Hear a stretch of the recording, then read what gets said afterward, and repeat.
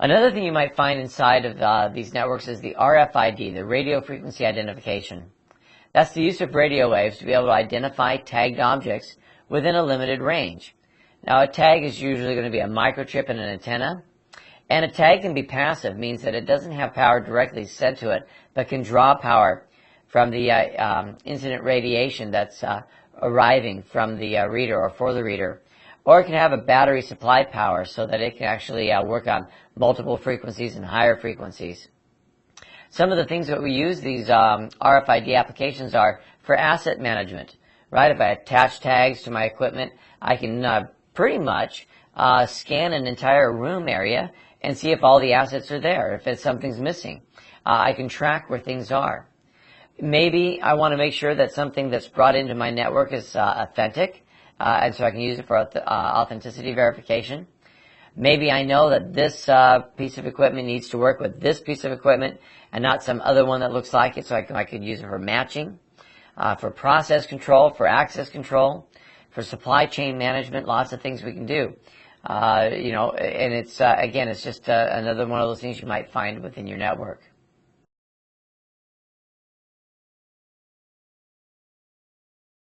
There are, of course, some risks with RFID. Business process risk would be a direct attack on the actual RFID system components. A business intelligence risk might be coming from a competitor or an adversary that's trying to get unauthorized access into your RFID system. Privacy risks, if people use that system for personally identifiable information or for purposes other than intended. Externality risks, where RFID technology becomes a threat to a non-RFID network or a non-RFID collected system. By the way, what that means is it can be interfering with regular wireless communications or other radio frequency devices in a network that's not using it for RFID. Now, the security control for RFID means you should have some sort of management control to provide the oversight of the security of the RFID system. Your operational control would involve the actions that are performed on a daily basis by the system administrator and the users assigned to the system. A technical control would use technology to be able to monitor or restrict the actions that can be performed within the system. Now, your system might use technical controls maybe to, say, protect data on the tags, or maybe even to cause a tag to self-destruct. That sounds so cool, doesn't it? Or to protect wireless communications.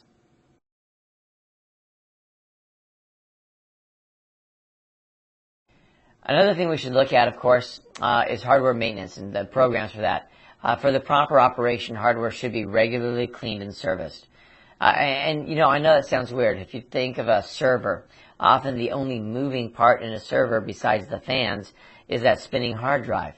But you know what? They still gather dust, and, they need to be cleaned. Dust is a killer of systems, and it's something you should look at. So the maintenance requirements, of course, are going to depend on the complexity and the performance of a workload. And I got to tell you, I remember one time, this one guy, small office, asked me to help, and it just dawned on me that some of the problems might have been with hardware.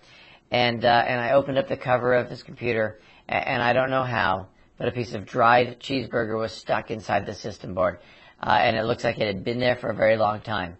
I'm thinking they didn't have a regular maintenance plan for cleaning it. So, hopefully you don't find those kinds of dust bunnies, but I've heard other stories about little critters inside these servers. So, right, for a proper operation, should be a regular maintenance. Now, when it comes to the monitoring of your hardware, a couple of procedures. You should have availability reports that indicate the time periods that show that a computer is in operation and available for use. One of the key concerns of this report is to look for times of downtime. Your hardware error report will help you identify computer components that are maybe starting to fail or might fail or already have. And these reports should be monitored to make sure that the equipment is working properly. Your utilization reports generally are automated in nature, and they document the use of machines and peripherals. You can even use them to monitor how often software is being used and to capture the measurements used for processors or secondary storage or other components that are being used. You can also get asset management reports to basically inventory the information, the network, or other connected equipment.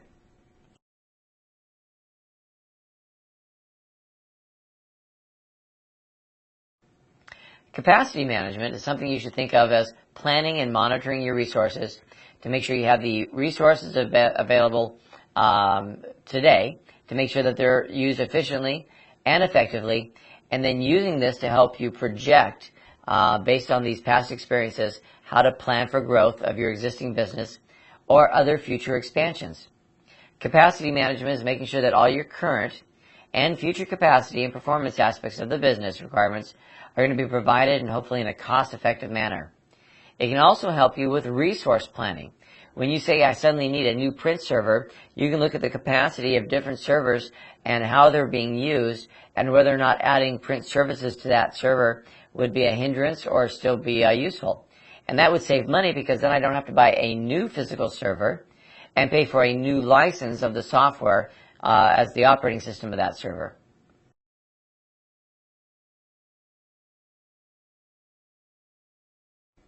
Your capacity planning and monitoring elements mean that you should have a capacity plan, develop one. And then, of course, monitoring your IT components to make sure that your service level agreements are being achieved.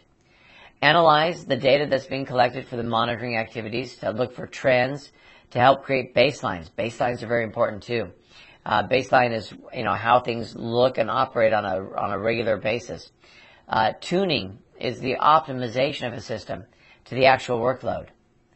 Now, implementation is going to be the introduction of changes or new capacity to be able to meet those new requirements. Modeling is a term we use to forecast the behavior of a resource, to look at the future capacity and transit requirements.